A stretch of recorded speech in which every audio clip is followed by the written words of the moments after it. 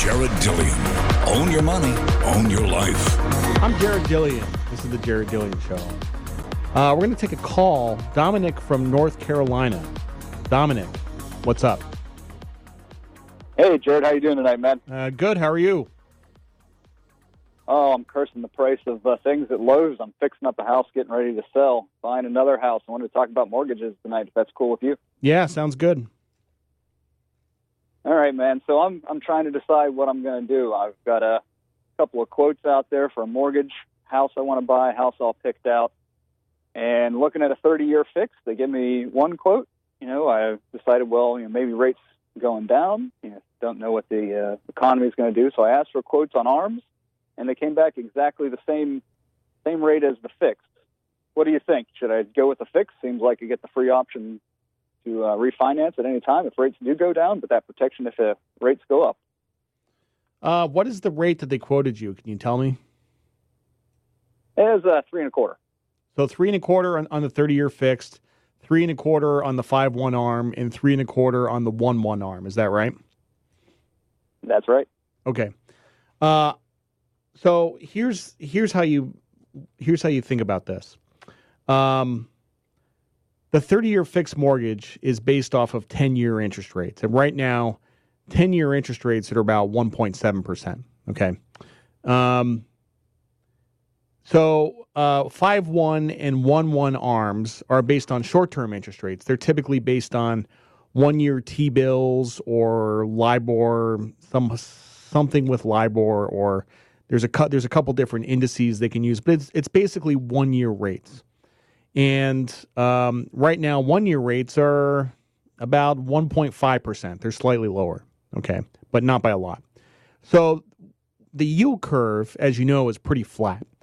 Between 2-year rates and 10-year rates, it's about 16, 17 basis points right now. It's essentially flat. And so your logic on this to go with the 30-year fixed usually is correct. Because when you have a flat yield curve, it doesn't really make sense to go with a 5/1 or a 1/1 ARM. It doesn't make sense to go with an ARM. See, normally if you have a steep yield curve, like let's say Fed funds was 0 and 10s were 2%, the rates on these ARMs would be very, very low. But you have to think about this not statically where the rates are today, but you have to think about where the rates are going to be tomorrow, okay? And what we do know about, what do we know about the Federal Reserve and what Trump is doing to the Fed? I mean, Trump is essentially commanding the Fed, directing them to lower interest rates. And it seems, if you look at the economic data, it seems like we're slowing a bit. I don't know if we're going to have a recession. We might. But for sure, interest rates in the front end of the curve are going to go down more. The other thing is that the Fed has started cutting rates. They've cut rate twice. And we know that once the Fed starts cutting interest rates, they don't raise again for at least 7 years on average, okay? So in this case, I would actually go with the 1/1 ARM, the truly adjustable rate mortgage, get it at 3.25% today. It will go down over time. It will go down over time, and by the time that the Fed gets around to raising rates again, you will have paid off most of that mortgage. You follow the logic? Yeah, that makes a lot of sense if you think. Absolutely, because you're right. You hear that all the time. Yeah, you're taking a directional view on interest rates in the front end of the curve. Now, most people, the people who are listening, I would say, don't grow a brain and try to predict the movement of interest rates, except in this case where the political forces that are forcing interest rates lower are so powerful that we know that the Fed really has no choice but to cut interest rates more, which is going to bring down the rates on that ARM. So actually, if the Fed cuts rates to 0, which I think is pretty likely, you could be paying 1% on that ARM pretty much for the life of that mortgage. Wow. That'd make the payment low, wouldn't it?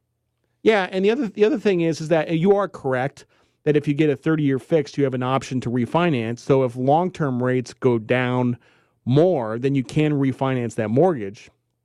I think it's a lot more likely that short-term rates go down than long-term rates go down. In fact, I think long-term rates are about maybe done going down. I mean, who knows? But I'm much more excited about ARMs here. I appreciate it, man. Thank you very much. Yeah, I hope that helps. Yeah, it does. What are you doing with going to Lowe's trying to sell your house? Oh, a old sink was half rotted out, so I had to replace a sink because I knew as soon as somebody came in to take a look at it, they were going to say that sink needs replaced. And fiance wants it fixed, so my honey-do list said fix it. Yeah, I mean, I'm usually against doing a lot of repairs and improvements before you sell a house. But if you know that you're going to get gigged on a home inspection for it, any reasonable inspector is going to find something wrong with it, then you kind of have to do it. Yeah, it was an old cast iron sink that had started to rust out, so it was time to replace. Yeah. Okay. All right, man. Well, thanks a bunch. Thanks, Dominic. Yeah, I do. Sometimes I run into people who they feel the need to make a lot of cosmetic improvements to their house before they sell it, which is a gamble. Because if you spend $5,000 painting and crap like that, and you have to at least expect that it will increase the value of your house by more than $5,000. But in my experience, a lot of times that isn't the case. A lot of times what happens is you spend $5,000 on cosmetic improvements to the house, and it's just $5,000 down the drain. It's really best to sell the house as is. Dominic was just talking about he's got some sink issues, which any home inspector would look at and say, okay, like this is a deal breaker unless this get fixed. Then yeah, you have to do that. But the cosmetic stuff, most of the time I would not do. Yeah, some people are really focused on getting their house perfect before they sell it, and they spend a lot of money doing that, and it just doesn't make any economic sense. Just sell the house. Sell the house. One other tip on that. One thing that I've found over time is that it's very difficult to sell a house that does not have furniture in it. And I don't know why that is. I would rather see a house without furniture and see the potential. It doesn't bother me if a house doesn't have furniture, but apparently some people, they run into this a lot. They try, like, basically they move out of the house or they move out of the apartment, and they're trying to sell this house without furniture, and it just doesn't sell. And for some reason, people like the lizard brain, like you need to see furniture in the house to see what it looks like. I was actually looking at some apartments up in Canada, and they were empty apartments, but they were staged so beautifully. They actually had just like this incredible modern furniture. And you know what? My lizard brain like kicked in, and I said, you know what?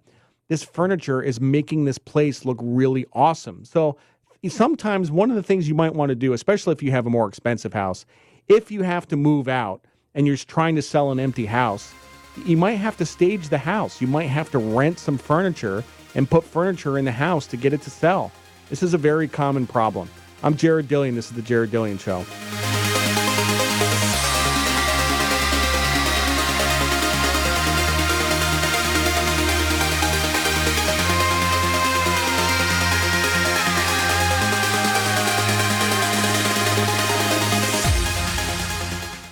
The Jared Dillian Show.